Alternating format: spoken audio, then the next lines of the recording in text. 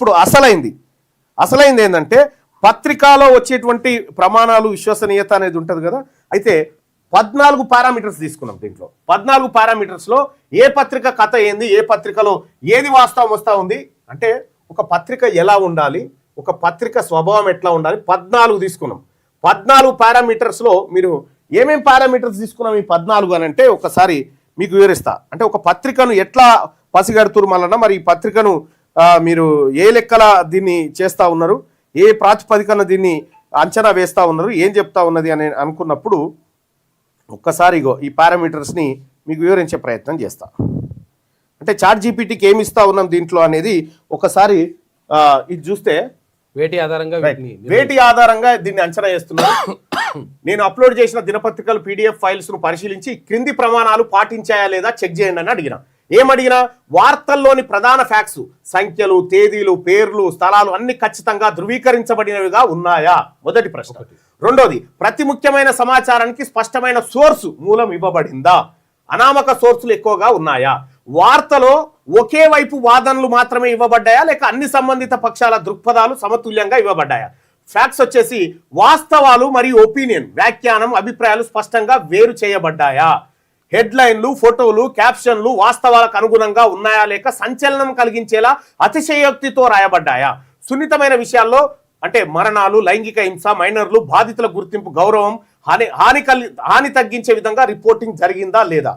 So ఈ పత్రిక యాజమాన్యం ఫండింగ్ ఎవరిదో స్పష్టంగా తెలుస్తుందా, ఏదైనా రాజకీయ వ్యాపార ప్రభావం కనిపిస్తుందా. 7వ పాయింట్. 8వ ప్రశ్న ఏమడిగినాం దీనికంటే ప్రకటనలు వార్తల మధ్యలో లేదా వార్తలను ప్రభావితం చేసే విధంగా ఉన్నాయా ప్రకటనలు. తర్వాత 9వ పాయింట్, గతంలో ఈ పత్రిక తప్పులు చేసినప్పుడు కరెక్షన్, దిద్దుబాటు స్పష్టంగా ప్రచురించిందా. పత్రికల్లో ప్రింట్ అయిన తర్వాత పొరపాటు అవుతుంది కదా, సవరణ అని పెడతారు కదా, అది ఉందా. 10వది, వార్తలు సంచలనం కోసం రాయబడ్డాయా లేక ప్రజలకు అవసరమైన సమాచార పూరితమైన అంశాలపై దృష్టి పెట్టాయా. ఇక 11వ అంశానికి వస్తే స్థానిక సమస్యలు, సామాజిక న్యాయం, విద్య, ఆరోగ్యం వంటి ముఖ్యమైన అంశాలకు తగిన ప్రాధాన్యత ఇవ్వబడిందా. అంటే మనం ఇప్పటిదాకా తీసుకున్నాం కదా, ఈ పారామీటర్ని తీసుకున్నాం. ఆ తర్వాత ఆ పార్టీల అగ్రకుల ఆధిపత్యం పైన కొన్ని ఈ 14 ఏమో ఇప్పుడు సపరేట్ పారామీటర్స్. దీని ఆధారంగా ఏం చెప్తా ఉన్నది అనేది చూద్దాం. ఇక 12వది, రాజకీయ నాయకులు పార్టీలను విమర్శిస్తున్నప్పుడు అదే తీవ్రతతో ఇతర పార్టీలను కూడా విమర్శిస్తుందా, స్థిరమైన నిష్పక్షపాతం వ్యవహరిస్తుందా. 13, ఫోటోలు, వీడియోలు సందర్భానికి తగినవిగా మార్పు చేయబడకుండా ఉన్నాయా. ఇక ఈ రోజు పత్రికలో ఎన్ని వార్తలు ప్రత్యక్ష రిపోర్టింగ్, ఎన్ని వైరల్ ఇతర మీడియా సంస్థల నుంచి కాపీ చేసినాయి. ఈ 14 పారామీటర్స్ మీద ఇవాళ ఈ పత్రికల్ని అన్నింటినీ తీసుకొచ్చినాం. ఈ పత్రికలన్నీ తీసుకొస్తే ఒక్కొక్క పత్రికలో ఏమేమి ఉన్నాయి 14 పారామీటర్స్ ఇస్తే మనకు కనిపిస్తూ ఉంది. ఈనాడు దినపత్రికలో ఫ్యాక్ట్స్ ఎట్లున్నాయంటే ఎక్కువగా సరైనవే, పూర్తిగా కాదు ఎక్కువగా సరైనవే. సోర్స్ అంటే అధికారులు, పోలీసులు వాళ్ళ సోర్స్ ద్వారా రాసిన వార్తలు ఉన్నాయి. బ్యాలెన్సింగ్ వార్తలు ఉంటే రాజకీయాల్లో కొంత అసమతుల్యం కనిపిస్తూ ఉంది. రాజకీయాల విషయానికి వచ్చినప్పుడు కొంత సమతుల్యం పాటిస్తలేదు ఈనాడు దినపత్రిక అని తెలుస్తూ ఉంది. ఫ్యాక్ట్ వర్సెస్ ఒపీనియన్ చూస్తే కొన్ని చోట్ల కలిసిపోతా ఉన్నాయట ఫ్యాక్ట్, ఒపీనియన్. హెడ్లైన్స్ నిజాయితీ అంటే కొన్ని చోట్ల కఠిన ఫ్రేమింగ్ ఉందట. ఇక సున్నిత అంశాల విషయానికి వస్తే సాధారణంగా జాగ్రత్తగా రాసిందట సున్నిత అంశాలు. యాజమాన్య ప్రభావం ఉందంటే యాజమాన్యం ప్రభావం కనిపిస్తుంది అని చెప్పింది. ఇక యాడ్స్ ప్రభావం, మధ్యలో పెద్ద ప్రకటనలు ఉన్నాయని చెప్తా ఉంది. కరెక్షన్స్ ఏమైనా చేసుకుందంటే అట్లాంటిది ఏమి కనిపించలేదు ఇవాళ ఈనాడు దినపత్రికలో అని. ఇక సెన్సేషనలైజిజంలో మోస్తారు మాత్రమే పెద్ద సెన్సేషన్ అని పెద్దగా ఏం పోతలేదు. ఇంకా ప్రజా అంశాలు ఉన్నాయి దాంట్లో. రాజకీయ నిష్పక్షపాతత స్థిరంగా కాదు అని చెప్తోంది. ఫోటోలు సాధారణంగా ఉన్నాయి, ఒరిజినల్ రిపోర్టింగ్ మిశ్రమం. ఒరిజినల్ రిపోర్టింగ్ కొంత ఉంటే కాపీ చేసింది కొంత ఉందని ఈనాడు దినపత్రిక 14 పారామీటర్స్ మీద ఇవాళ ఈ పత్రికను అంచనా వేస్తే తేలింది అది. ఇక ఆంధ్రజ్యోతి చూస్తే, ఆంధ్రజ్యోతి హైదరాబాద్ ఎడిషన్ ఒకసారి చూస్తే ఈరోజు పత్రికలో 14 ప్రమాణాల చెక్ సారాంశం చూస్తే ఫ్యాక్టు కొంత మేరనే ఫ్యాక్టు, ఇక సోర్సు అస్పష్టం, అనామకం, బ్యాలెన్స్ ఒకే వైపు వాదనలు ఉన్నాయట, ఫ్యాక్ట్ వర్సెస్ ఒపీనియన్ స్పష్టంగా కలిసిపోతున్నాయట, హెడ్లైన్స్ నిజాయితీ అంటే సంచలనం కోసమే చేస్తా ఉన్నారు, హెడ్లైన్స్ లోపట ఏం లేదంటుంది, సున్నిత అంశాలు మిశ్రమంగా వదిలేసిరట, యాజమాన్య ప్రభావం తీవ్రంగా ఉందట, అంటే రాధాకృష్ణ గారి ప్రమేయం తీవ్రంగా ఉందట వార్తలలో, యాడ్స్ ప్రభావం తక్కువ, కరెక్షన్స్ కనిపించలేదు, సెన్సేషనలైజిజం ఎక్కువ ఉంది, ప్రజా అంశాలు పరిమితంగా ఉన్నాయి, రాజకీయ నిష్పక్షపాతత లేదట. పక్షపాతం వహిస్తా ఉంది. One side. ఫోటోలు డ్రామాటిక్ ఎంపిక, ఒరిజినల్ రిపోర్టింగ్ వ్యాఖ్యానం అధికం. ఒరిజినల్ రిపోర్టింగ్ లేదు, అది వ్యాఖ్యానం ఊహాజనితమైనటువంటి వార్తలు ఎక్కువనే ఆంధ్రజ్యోతి. సో ఆంధ్రజ్యోతి 14 ప్రమాణాలలో 1 2 3 4 5 6 7 8 9 9 ఫెయిల్ అయింది. ఆంధ్రజ్యోతి దినపత్రిక 14 ప్రమాణాలలో 9 ఫెయిల్ అయిపోయింది. ఇక ఈనాడు దినపత్రిక ఒక్క దాంట్లో మాత్రమే ఫెయిల్ అయిపోయింది. ఇక్కడ ఇక ఆంధ్రప్రభ చూస్తే ఇక్కడ ఫ్యాక్టు సాధారణంగా అనిపిస్తుంది, సోర్సు స్పష్టత లేదు, సోర్సు స్పష్టత తక్కువ, బ్యాలెన్స్ ఎటువైపు మొగ్గు చూపిస్తుందంటే ఎలైట్ గ్రూప్ అగ్రవర్ణాల వైపు మొగ్గు చూపిస్తుందని. ఫ్యాక్ట్ వర్సెస్ ఒపీనియన్ కలిసిపోతున్నాయట. హెడ్లైన్ నిజాయితీ మోస్తారుగా ఉంది, సున్నిత అంశాలు మిశ్రమంగా ఉన్నాయి, యాజమాన్య ప్రభావం ఉందంటే యాజమాన్య ప్రభావం కనిపిస్తుందని చెప్తా ఉంది. ఇక యాడ్స్ ప్రభావం ఎక్కువ కనిపిస్తుంది, కరెక్షన్స్ ఏం కనిపించలేదట. సెన్సేషనలిజం కోసం మోస్తారుగానే వాడింది, ప్రజా అంశాలు తక్కువ ఉన్నాయట, రాజకీయ నిష్పక్షపాత స్థిరంగా కాదు, ఫోటోలు సాధారణంగా ఉన్నాయి, ఒరిజినల్ రిపోర్టింగ్ తక్కువ, కాపీ పేస్టే ఎక్కువ ఉందట. ఇక సాక్షి దినపత్రిక చూసుకుంటే ఇక విషయం ఏంటంటే ఆంధ్రజ్యోతి అన్ని పారామీటర్స్ లో utter flop. Andhrajyothi utter flop.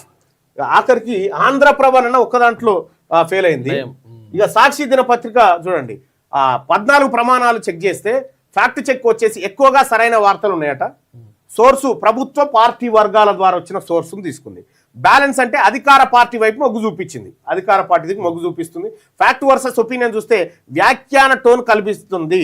ఇక హెడ్లైన్స్ నిజాయితీ సాఫ్ట్గా ఉంది, సున్నిత అంశాలు జాగ్రత్తగానే వేసింది. ఇక యాజమాన్య ప్రభావం స్పష్టంగా కనిపిస్తుంది, యాజమాన్య ప్రభావం ఉందట.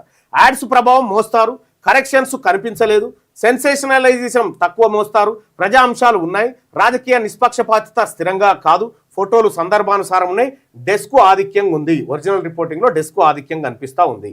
ఇక వార్తా దినపత్రికలో చూసుకుంటే ఫ్యాక్టు మిశ్రమం, సోర్సు స్పష్టత తక్కువ, బ్యాలెన్స్ వచ్చేసి న్యూట్రల్ గా కనిపించే ప్రయత్నం, ఫ్యాక్ట్ వర్సెస్ ఒపీనియన్ కొంత కలయిక, హెడ్లైన్ నిజాయితీ మోస్తారుగా ఉంది, సున్నిత అంశాలు మిశ్రమం, యాజమాన్య ప్రభావం స్వల్పంగా ఉంది, యాడ్స్ ప్రభావం మోస్తారు, కరెక్షన్స్ కనిపించలేదు, సెన్సేషనలైజేషన్ మోస్తారు, ప్రజా అంశాలు పరిమితం, రాజకీయ నిష్పక్షపాత స్థిరంగా కాదు, ఫోటోలు సాధారణంగా ఉన్నాయి, ఒరిజినల్ రిపోర్టింగ్ మిశ్రమంగా ఉంది వార్తా దినపత్రికలో. ఇంకా దిశా పత్రిక ఇది కూడా చాలా అంశాల్లో ఫెయిల్ అయింది. ఫ్యాక్ట్ చెక్ ఫ్యాక్ట్లు నిజాలే ఉన్నాయా దీంట్లో అంటే కొన్ని ఉన్నాయి కొన్ని లేవు, మిశ్రమం అని చెప్తోంది. సోర్స్ అంటే సోర్స్ ఎక్కడి నుంచి వచ్చింది వార్త కంటే లేదు, క్లారిటీ లేదు. ఆకాశరామన్న బ్యాలెన్స్ ఉందా అంటే టాబ్లెట్ ధోరణిగా ఉందట, టాబ్లెట్ ధోరణిగా. ఇక ఫ్యాక్ట్ నిజమేంది ఒపీనియన్ ఏందంటే అవి కలిసిపోయినట, కలగూర గంపైందట. హెడ్లైన్ నిజాయితీగా ఉందంటే లేదు, సంచలనం కోసమే ఫ్రేమింగ్ చేసిరట హెడ్లైన్స్ దిశా పత్రికలో. సున్నిత అంశాలు వచ్చేసి మిశ్రమంగా ఉన్నాయి, యాజమాన్య ప్రభావం కనిపిస్తూ ఉందట దీంట్లో. ఇక యాడ్స్ ప్రభావం మోస్తారుగా ఉంది, కరెక్షన్స్ కనిపించలేదు, సెన్సేషనలైజిజం ఎక్కువ, సెన్సేషన్ చేయాలి అనేటువంటి ఆతృత ఎక్కువ కనిపించిందట, ప్రజా అంశాలు పరిమితంగా ఉన్నాయి, రాజకీయ నిష్పక్షపాతిత లేదు అట. ఇక ఏది రాజకీయంగా ఒకే పక్షం వైపు అంటే ఒక వర్గం వైపు మొగ్గు చూపుతా ఉంది. ఫోటోలు అతిశయంగా ఉన్నాయట, ఉండాల్సిన దానికంటే ఎక్స్ట్రా ఓవర్ యాక్షన్ ఉన్నాయట ఫోటోలు. ఇక ఒరిజినల్ రిపోర్టింగ్ తక్కువ, ఒరిజినల్ రిపోర్టింగ్ లేదు, అంత కాపీ పేస్ట్ వార్తలు ఉన్నాయని చెప్పి చెప్తా ఉంది. ఇక వెలుగు దినపత్రిక చూసుకుంటే వెలుగు దినపత్రిక కూడా ఇలా ఫ్యాక్ట్ చెక్ చూసుకుంటే ఫ్యాక్ట్స్ ఏంటంటే ఉంటే పరిమితమే, నిజాలు పరిమితంగా ఉన్నాయి, సోర్సు స్పష్టత లేదు, సోర్స్ ఎక్కడి నుంచి అనేది. బ్యాలెన్స్ విషయానికి వస్తే ప్రజాకోణం కనిపిస్తా ఉంది, ఫ్యాక్ట్ వర్సెస్ ఒపీనియన్ చూస్తే కలిసిపోతున్నాయట. ఇక హెడ్లైన్ నిజాయితీ సంచలన ధోరణిగా కనిపిస్తుందట, హెడ్లైన్ సంచలనం కల్పించే విధంగా, సున్నిత అంశాలు మిశ్రమంగా ఉన్నాయి, యాజమాన్య ప్రభావం కనిపిస్తూ ఉంది, యాడ్స్ ప్రభావం చాలా ఎక్కువ కనిపిస్తూ ఉందట, యాడ్స్ ప్రభావం, కరెక్షన్స్ వచ్చేసి కనిపించలేదట, సెన్సేషనలైజిజం ఎక్కువ కనిపిస్తుంది, ప్రజా అంశాలు ఉన్నాయి, రాజకీయ నిష్పక్షపాతత స్థిరంగా లేదు అని చెప్పి చెప్తా ఉంది. ఫోటోలు డ్రామాటిక్ గా ఉన్నాయి, ఒరిజినల్ రిపోర్టింగ్ తక్కువ అయిపోయిందట, ఇలా కాపీ పేస్ట్లు ఎక్కువ అయిపోయినట వెలుగు దినపత్రికలో ఇవాళ. ఇక విజయక్రాంతి చూస్తే విజయక్రాంతి పత్రిక ఫ్యాక్ట్ చెక్ వచ్చేసి కొంత సరైన ఫ్యాక్ట్ నిజాలే ఉన్నాయని చెప్తా ఉంది. సోర్స్ వచ్చేసి ఉద్యమ సంఘాల వర్గాల సోర్సులు తీసుకుందట. బ్యాలెన్స్ వచ్చేసి సామాజిక న్యాయం వైపు మొగ్గు చూపిస్తా ఉందట విజయక్రాంతి దినపత్రిక. ఫ్యాక్ట్ వర్సెస్ ఒపీనియన్ కూడా కలిసిపోయి కనిపిస్తా ఉన్నాయట. హెడ్లైన్స్ నిజాయితీ భావోద్వేగం అంటే ప్రజల భావోద్వేగాన్ని ఫ్రేమింగ్ గా చేసుకొచ్చింది. సున్నిత అంశాలు వచ్చేసి మిశ్రమంగా ఉన్నాయి, యాజమాన్య ప్రభావం సామాజిక ఎజెండా కనిపిస్తా ఉందట.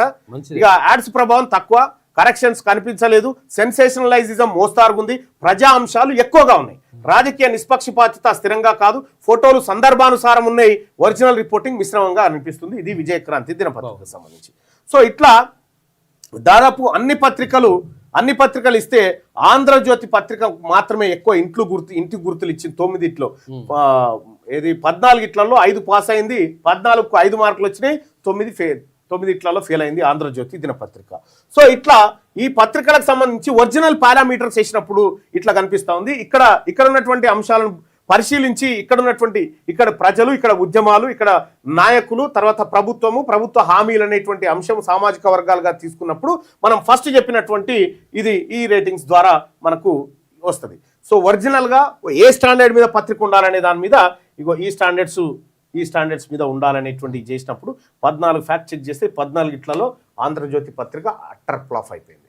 సో ఇది పత్రికల వెనకాల ఉన్నటువంటి అసలు ఫ్యాక్టు. ఇవాళ ఏ పత్రిక చదవాలి, ఏ పత్రిక చదవద్దు, ఏ పత్రికలో ఏముందో మొత్తం మీరు పేపర్లు కమ్మ మర్రేయాల్సిన పని లేదు. ఇక ఒకప్పుడు మీరు వార్తలు చదివేటువంటి పరిస్థితుల్లో ఆయన చదువుతాడు మేము వింటామంటే అప్పుడు నేను మార్నింగ్ న్యూస్ చదివితే మీరు విన్నారు కదా. ఇప్పుడు చదువుతున్నటువంటి వస్తున్నటువంటి వార్తల్లో వాస్తవం ఎంత అనే దానికి ఆర్టిఫిషియల్ ఇంటెలిజెన్స్ యాడ్ చేయడం ద్వారా ఈ భాగవతం అంతా బయటపడతా ఉంది.